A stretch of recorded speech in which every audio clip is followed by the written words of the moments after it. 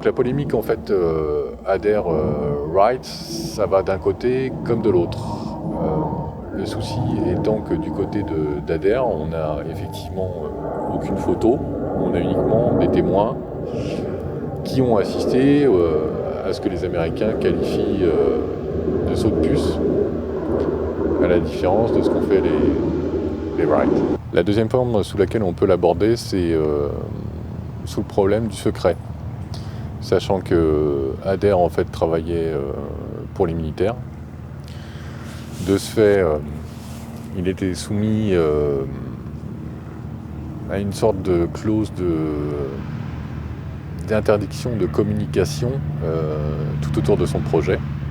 Tandis que le but des frères Wright en fait était de commercialiser leur appareil, de pouvoir vendre des licences à l'étranger. Ce qui explique en fait tout le secret qu'ils ont gardé autour de leur projet. On peut même aller jusqu'à se poser la question de savoir si le premier vol qui a été effectué en 1903, la photo est bien réelle ou non, puisqu'en fait il n'y a eu qu'un seul témoin, il y a une seule photo, elle n'est pas franchement claire, elle a été prise dans des circonstances qu'on pourrait qualifier à la limite d'étranges.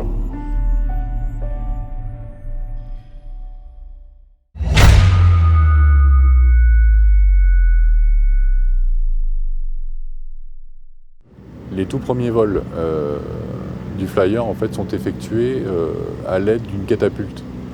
On voit que l'appareil en fait, est posé sur un rail et qu'au bout de ce rail, en fait, il y a un contrepoids qui permet donc d'élancer la machine. Ce qui veut dire qu'en fait, à la base, le Flyer aurait été incapable de décoller par ses propres moyens. Ce qui pêche en la défaveur d'Adair, c'est qu'il a choisi d'équiper ses avions d'un moteur à vapeur qui ne se caractérise pas par un rapport poids-puissance phénoménal, loin s'en faut. Le seul qui a bénéficié d'un moteur qui était véritablement puissant, c'était Samuel Langley, puisqu'il avait un moteur qui représentait 4 fois la puissance de celui qui équipait le Flyer des frères Wright. Tout bien considéré, il aurait fallu équiper les Hall et ses successeurs donc du moteur de Langley, ce qui était impossible à l'époque, évidemment, puisque chacun travaillait dans son coin, en s'évertuant à ne pas communiquer ses moyens, ses données et ce qui s'ensuit.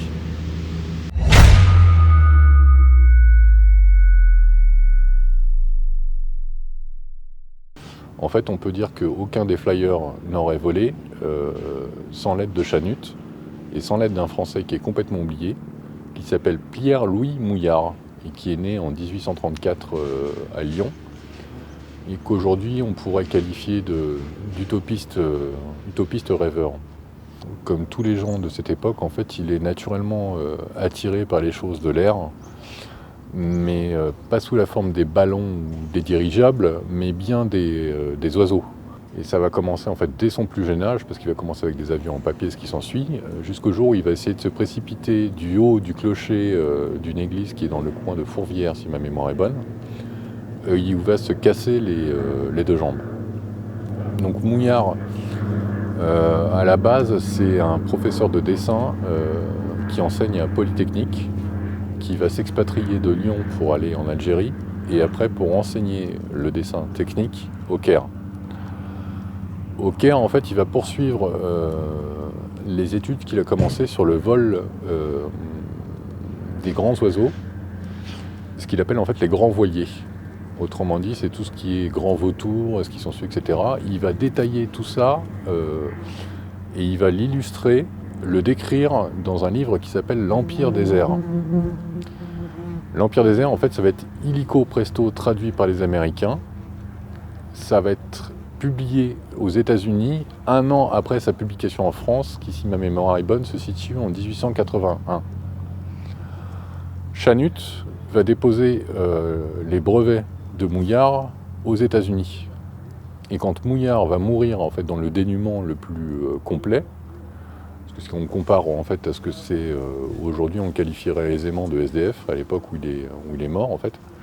Chanute donc récupère tous les brevets, toutes les recherches qu'il a faites sans contrepartie, sans rétribution. Et Chanute en fait va transmettre tous ces éléments aux frères Wright. à tel point qu'en fait Orville Wright va dire que Mouillard est vraiment un missionnaire de la cause aérienne. Donc ça va vraiment très très très loin.